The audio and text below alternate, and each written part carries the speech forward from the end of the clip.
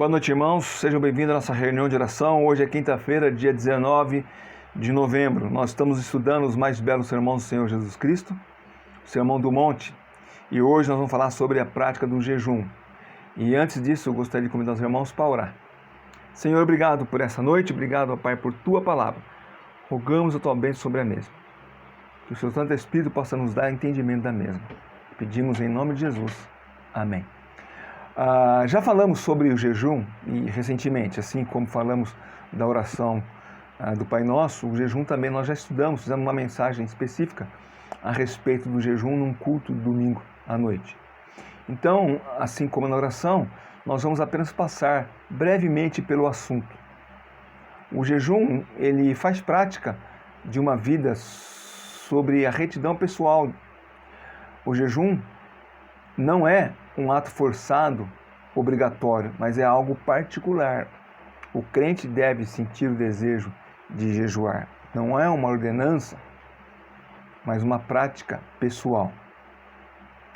Ao falar sobre prática pessoal, retidão pessoal, o Senhor Jesus ele está ensinando sobre uma atitude do crente em relação à sua vida cristã. Como ele deve praticar a vida cristã. Como as pessoas vão observar, sem esse crente estar forçando, como os fariseus forçavam, uma prática na sua vida. A vida espiritual de cada crente deve ser exercida diante de Deus e não dos homens. Aqui no Mateus capítulo 6, versículo 16 a 18, o Senhor Jesus Cristo dá as instruções justamente para que o crente ao jejuar não se torne evidente isso para as demais pessoas. Olha só o versículo 16 de Mateus 6.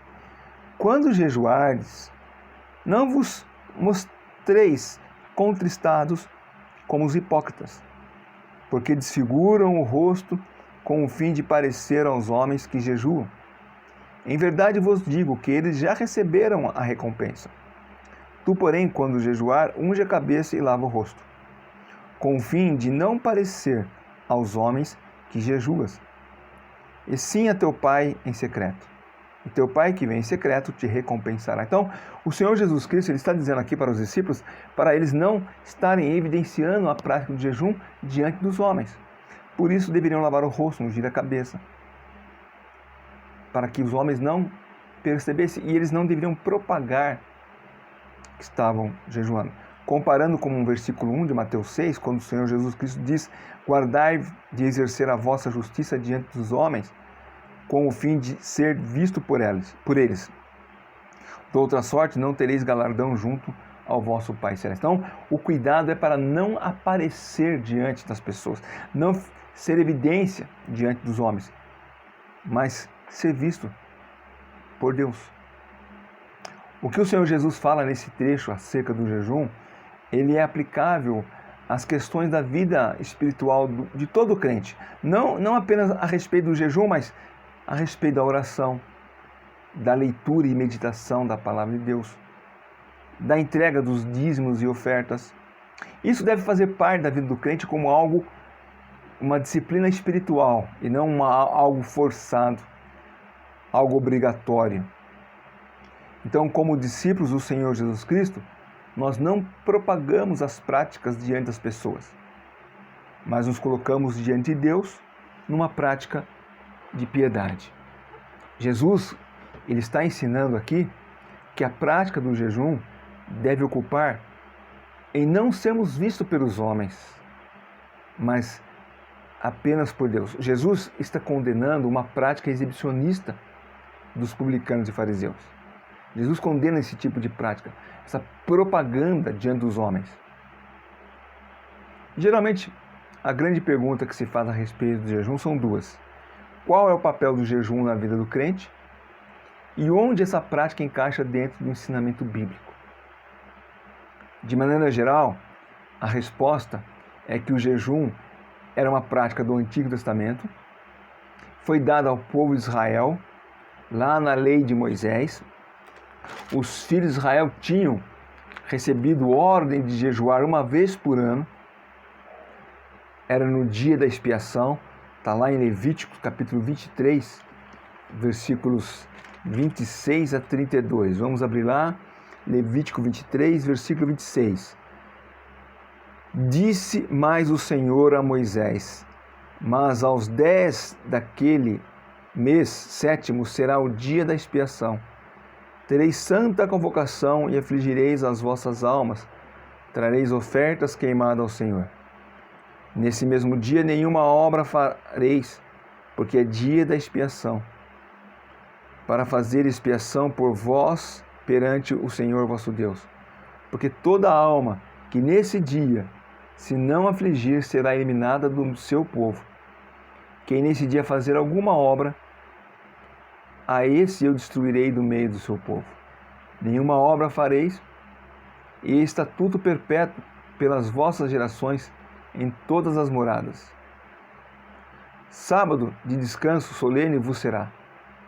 Então afligireis as vossas almas, ao 9 do mês, de uma tarde à outra, celebrareis o vosso sábado. Então essa ordem foi dada ao povo de Israel. O profeta Jeremias chama o dia da expiação como o dia de jejum. Lá em Jeremias capítulo 36, o versículo 6, o profeta Jeremias, ele diz assim: entra, pois, tu, e do rolo que escreveste, segundo o que eu ditei, lê todas as palavras do Senhor diante do povo, na casa do Senhor no dia de jejum. E também as lerás diante de todos os de Judá que vêm das suas cidades. Então, o dia da expiação era o dia de jejum, era um dia de jejum nacional praticado uma vez por ano. Esse é o mesmo dia em que o apóstolo Paulo relata lá em Atos 27:9, quando eles estão enfrentando uma tempestade em alto mar, e lá Paulo fala que depois do dia do jejum, os marinheiros, os homens, os soldados, todos que estavam envolvidos na luta para salvar aquele navio, deveriam se alimentar. Essa era uma ordem obrigatória para a nação de Israel. O único jejum diretamente ordenado por Deus foi esse mencionado em Levítico capítulo 23. No Novo Testamento, descobrimos que os fariseus costumavam jejuar não apenas uma vez por ano, mas 2 vezes por semana. E esse não era o ensino bíblico, não era o ensino determinado por Deus. Os fariseus pensavam que fazendo assim, eles teriam relevância ou fosse uma prática necessária na vida religiosa, a fim de que as pessoas aplaudissem os seus feitos. E é por isso que o Senhor Jesus Cristo fala para eles aqui em Mateus 6:1, para que eles não façam dessa forma. Os discípulos do Senhor Jesus Cristo não façam dessa maneira. Os discípulos do Senhor Jesus Cristo não façam isso querendo se mostrar diante dos homens. Olha novamente o versículo 1 de Mateus 6. Guardai-vos e exercer a vossa justiça diante dos homens, com o fim de ser visto por eles. De outra sorte, não tereis galardão junto de vosso Pai Celeste. Então, o cuidado é este. Quando olhamos os ensinos de Jesus, descobrimos que, embora não tivesse um ensino direto, o Senhor Jesus Cristo não ensinou diretamente, vocês devem jejuar. Não havia esse ensino diretamente para alguém jejuar.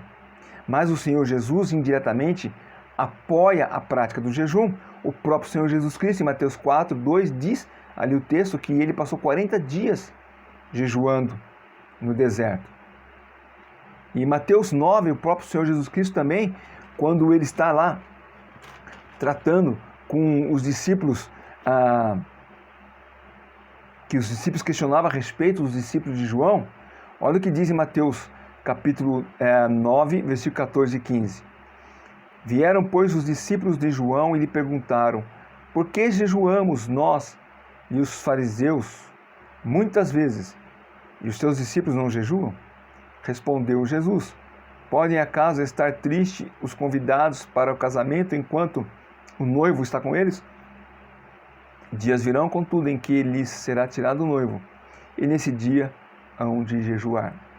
Então note que o Senhor Jesus Cristo, ele está dizendo, não está dizendo que o jejum é inútil, mas que haverá dias onde, de fato, os discípulos estariam propensos a jejuar. E essa é a ideia que o Senhor Jesus Cristo traz aqui, uma orientação correta do jejum, nos versículos de Mateus 6, que nós acabamos de ler, os versículos de 16 a versículo 18. Então, é disso que o Senhor Jesus Cristo está tratando. O que nós observamos também é que o jejum foi uma prática da igreja primitiva.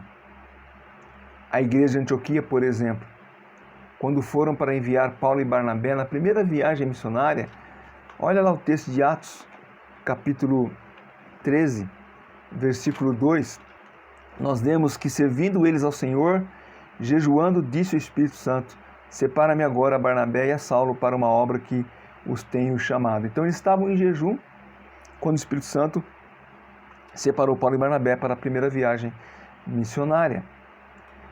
A igreja primitiva, ela entregava-se à prática da oração e do jejum. E o próprio apóstolo Paulo, ele menciona nas suas aflições, todas as vezes que ele sofreu por causa do Evangelho de Jesus Cristo, lá em 2 Coríntios capítulo 6, versículo 4 e 5, ele menciona que ele jejuava.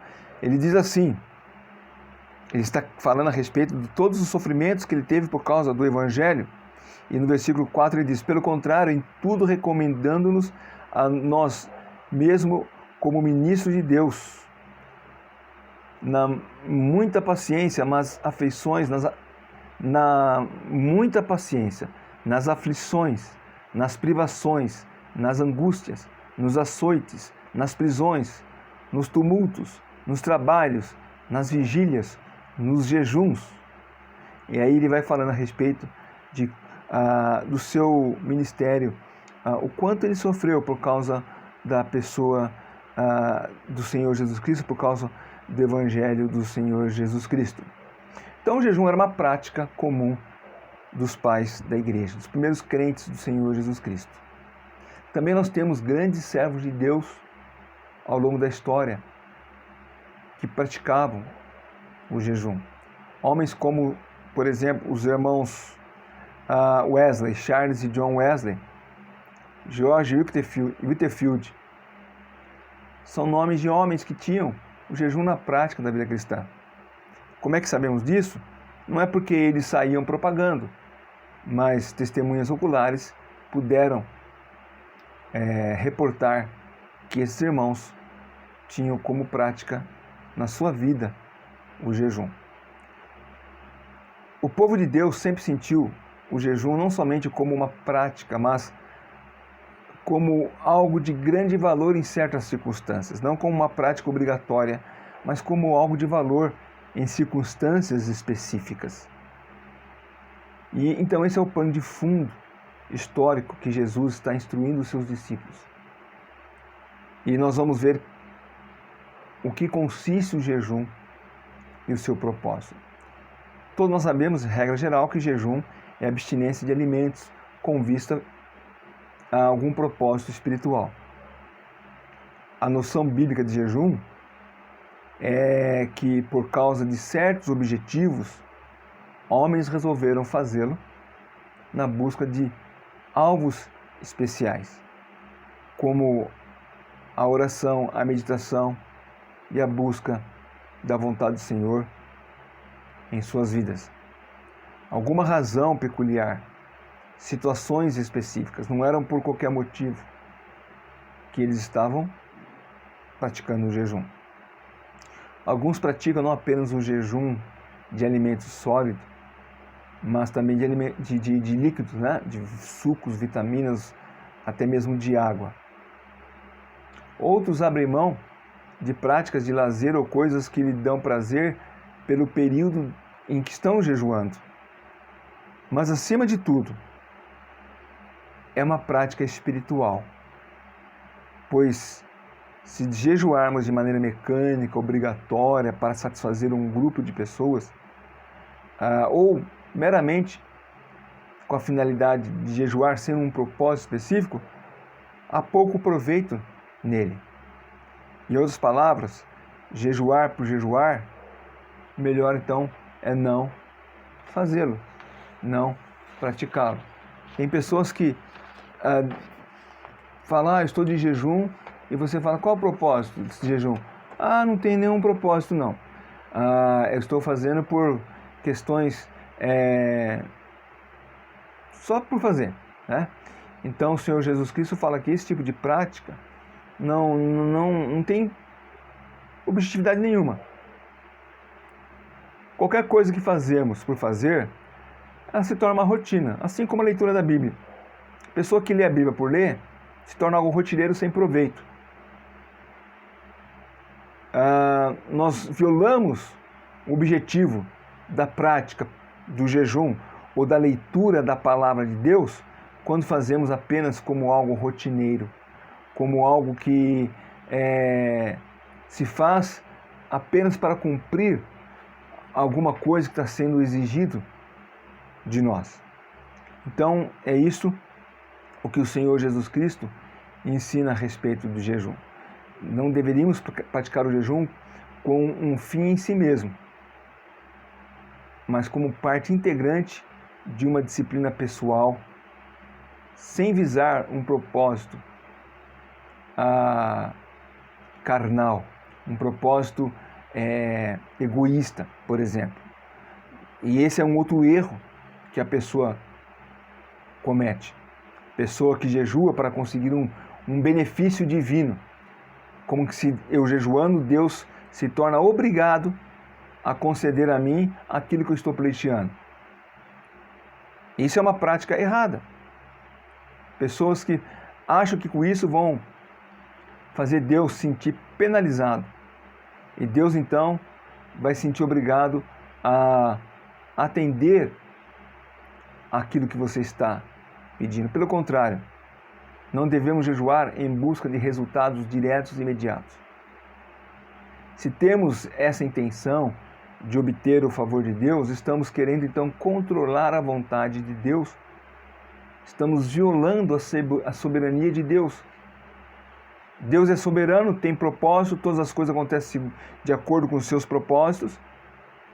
Mas se eu jejuar, Deus vai mudar os seus planos para a minha vida. É o contrário. O jejum é nós conhecermos melhor a vontade de Deus para a nossa vida. Estamos jejuando não para receber alguma bênção, mas para conhecer essa vontade de Deus em determinado assunto. É lógico.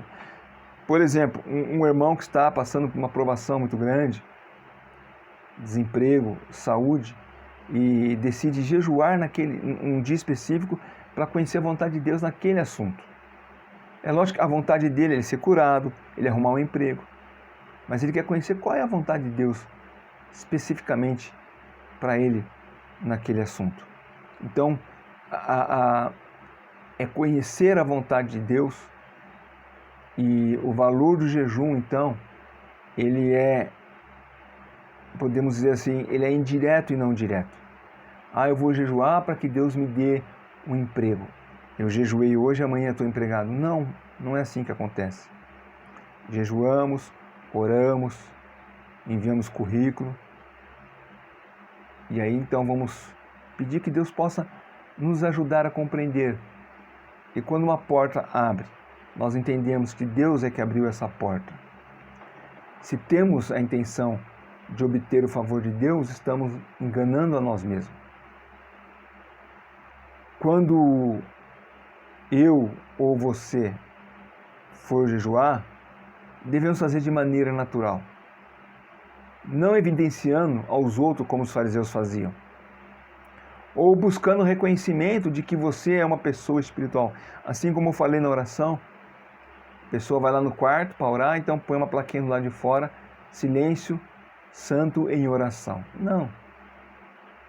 Então, quando você for jejuar, que seja algo pessoal, no seu íntimo, você com Deus, e não uma propagação, como muitas vezes nós vemos pessoas fazendo por aí, tentando buscar o reconhecimento da sua espiritualidade porque está jejuando. Ao jejuar, nós devemos fazer de modo que só nós e Deus estejam sabendo do assunto. São regras simples, que Jesus ensinou. Não queira aparecer para as pessoas, nem parecer espiritual demais. O benefício de jejuar, como eu disse, é conhecer a vontade de Deus em sua vida e não mudar a vontade dele. Certo poeta disse o seguinte: que os homens não te ocupem, que os homens não te ouçam, não te amem e nem te louvem. Mas que importa é o que o Senhor te aprove. Então, no jejum, na oração, na vida piedosa de cada crente, nós não vamos querer estar sendo louvados, amados pelos homens, mas que Deus nos aprove naquilo que nós estamos praticando. Então o Senhor Jesus Cristo aqui em Mateus capítulo 6, basicamente ele está dando essa instrução. Como eu disse, ele não é um ensino direto, não há um ensino que o Senhor Jesus Cristo fala, olha, vocês devem jejuar uma vez por mês, uma vez por ano, não. Mas como a prática do jejum ela era habitual para os primeiros discípulos, e como eu disse, o próprio Senhor Jesus Cristo jejuava, por ser, como eu disse no início do seu ministério, ele jejuou durante 40 dias, então o Senhor Jesus Cristo disse, olha, quando vocês forem jejuar, não faça como os fariseus. Os fariseus gostam de ser vistos pelos outros, tem seu rosto desfigurado. Olha o que ele diz novamente aqui no versículo 16, não vos mostreis contristado como os hipócritas, porque desfiguram o rosto com o fim de parecer aos homens que jejuam. Então, semblante caído. Não. Lave o rosto, unge a cabeça, mostre uma fisionomia sadia, boa. E você e Deus estarão sabendo o que está acontecendo. Agora tem o extremo. Tem aqueles que dizem, eu não jejuo porque a Bíblia não ensina que é jejum. E elas não têm a prática do jejum. Nunca jejuaram. Nunca tiveram um propósito. Mas o Espírito Santo vai nos mostrar o momento exato. Quando você sentir que aquele assunto, aquilo denota a prática do jejum, então você vai sentir isso e você vai se colocar diante de Deus na prática do jejum. Quando nós estudamos o jejum, tempo atrás, e nós falamos da rainha Esther, que convocou o jejum para o povo de Israel, aquela convocação foi específica. De repente, uma igreja está passando por um problema sério. E eles dedicam, então, os irmãos dedicam um dia de jejum e oração. E convocam o jejum e oração. Então, são coisas específicas, mas não obrigatórias. Não é você pegar o boletim da igreja e vai estar lá. Domingo, culto de evangelismo, escola dominical, segunda, culto disso, terça daquilo, quarta, dia de jejum. Não é assim que funciona. É algo particular que vem do coração do crente para com Deus. Então, como eu disse, de maneira simples, as regras que o Senhor Jesus Cristo estabelece aqui é para que nossa aparência não evidencie que estamos jejuando, mas que Deus, que conhece o nosso coração, e aqui o versículo 18 é bem claro, o Pai que nos vê em secreto, Deus que nos vê, Deus que está olhando e conhece todas as coisas, a Ele nós vamos estar mostrando, mas não para os homens. E o Pai que nos vê em secreto nos recompensará. Que Deus nos abençoe e que nós possamos viver uma vida cristã de uma disciplina espiritual e não de uma disciplina obrigatória. Que a sua oração, a sua leitura da Bíblia, a participação nos cultos, nas reuniões da igreja, a prática de jejum seja algo, uma disciplina pessoal e espiritual e não uma obrigação. Que você não seja obrigado a fazer, mas que você faça, porque você tem prazer. Você lê a Bíblia, porque você tem prazer na leitura da Bíblia. Você ora, porque você tem prazer em conhecer o que Deus quer para você. Você tem prazer em falar com Deus. Você vai na igreja porque você tem prazer em louvar a Deus. Você participa das reuniões porque você tem prazer de estar com outros irmãos cultuando o nome do Senhor Jesus Cristo. Da mesma forma, se você for jejuar, que você possa fazer isso, porque você tem um propósito específico na sua vida, e não porque é uma obrigação. Que Deus te abençoe. E a semana que vem voltamos continuando a respeito do Sermão do Monte. Vamos orar.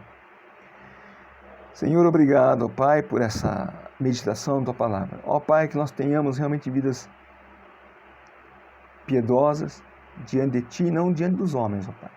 Que, na verdade, os homens possam ver apenas o reflexo da nossa vida que nós vivemos diante de Ti. Que não sejamos moldados por aparência, mas por uma prática de vida cristã que Te agrade. Abençoa-nos nessa noite, lhe pedimos. Em nome de Jesus. Amém.